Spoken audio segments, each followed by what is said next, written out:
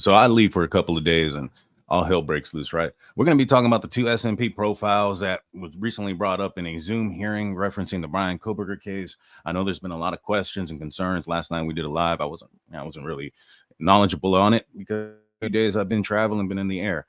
Now I'm back in, locked in, ready to go. Well, let's break it down. Let's look into these two SNP profiles. Let's look into how nervous Bill Thompson really was. I saw that in my live chat. He's nervous. There's two SNP profiles. Kohberger's getting off by December 2nd. Let's break it down. Let's look into it. And at the end of this, I'm going to show you guys something that perhaps maybe the Bryan Kohberger apologists aren't. Let's do it. My understanding is that that the private lab SNP profile was already provided to you. Is that right, Ms. Taylor? Your Honor, I received in discovery a SNP profile, SNP profile that I believe came from Othram and one that came from the FBI. The Othram is not the FASTQ file, which is the general format that does come out in. It's a different kind of file.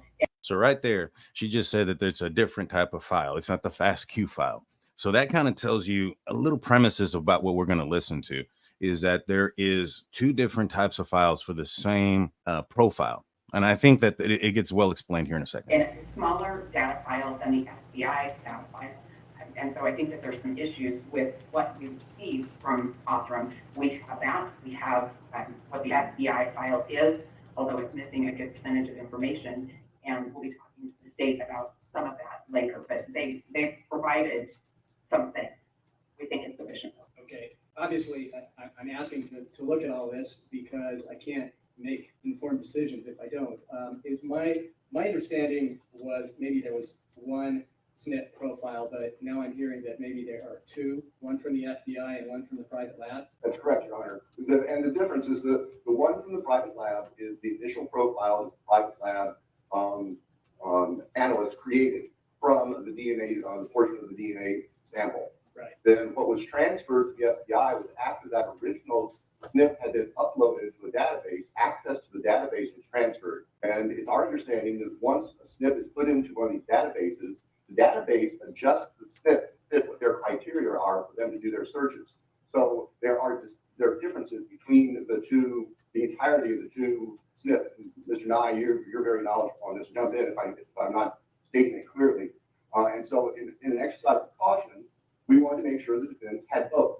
Had what the original SNP that the private lab created, and also the SNP that was transferred via the transfer in the database to the FBI. We wanted to make sure that we weren't overlooking anything, and the FBI saw, or the defense saw both of them. So first and foremost, does this guy really look nervous to you?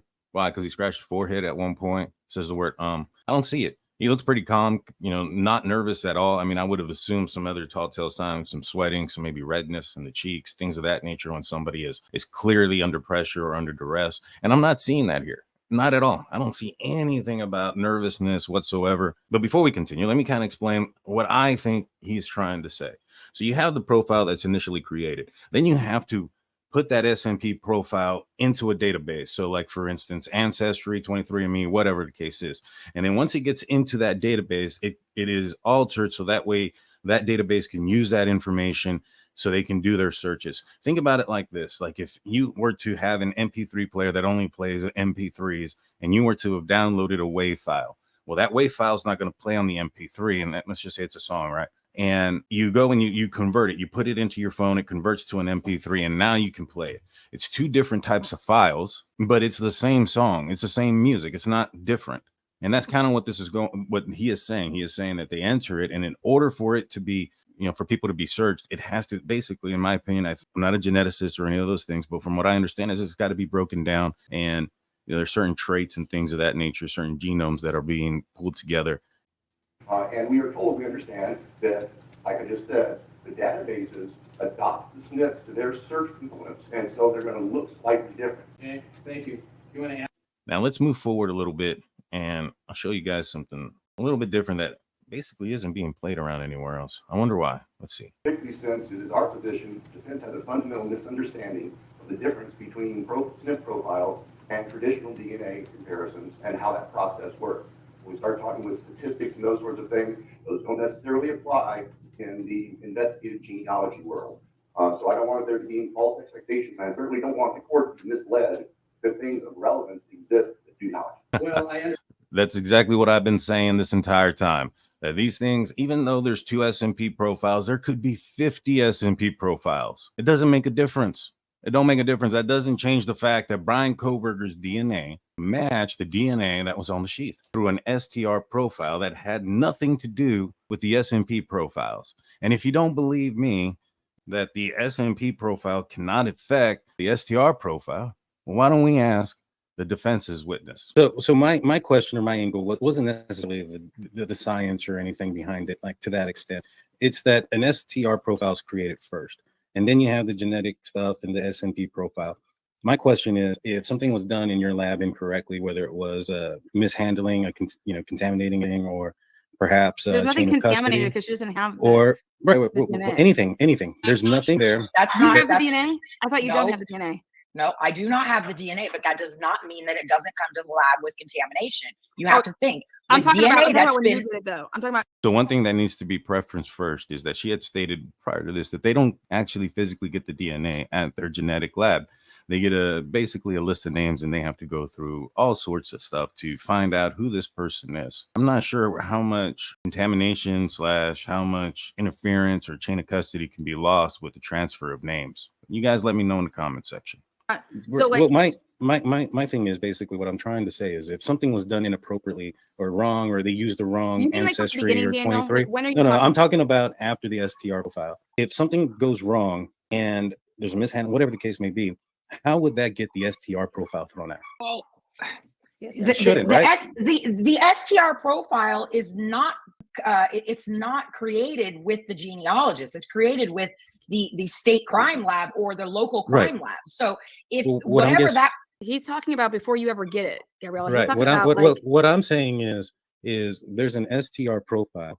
That okay, let's do like this. Like, let's do like this. checked. We're at Hold the on, crime let me scene, finish Daniel. this. No, but let me the finish my STR thought. profile has nothing to do with what I do. Nothing Exactly. to do. So my question is that's exactly what I wanted to know. So because there's a big question right now that if something was done in the creation of the SNP profile, that would somehow get the STR profile thrown out. The theory is that there's something that the IgG and or the SNP profile or anything that somebody can do something there to get the STR profile thrown out. So exactly. So You're not going to have anything to compare it to. So let me just clarify. So when I'm an STR referencing just so everybody knows, I'm referencing the fruit of the poised tree is what I'm trying to get to. I totally get what you're getting at. And I will tell you this, when the STR profile is created, it is created on its own prior to IgG involvement. It can be sent, the DNA that's sent to the third party lab for IgG can be sent from the same DNA in the same tube, but the STR profile is already created. It has nothing to do with what I do, but the STR profile is already created. It has nothing to do with what I do, but the STR profile is already created. It has nothing to do with what I do. And there you have it, straight from the defense's witness. The STR profile has nothing to do with the SNP profile. Well, let me know in the comment section. You think there's something here, or is this just some sort of tomfoolery, misdirection, the whole 9 yards? And again, one more time for those in the back that refuse to hear. And I will tell you this, when the STR profile is created, it is created on its own prior to IgG involvement. But the STR profile is already created. It has nothing to do with what I do.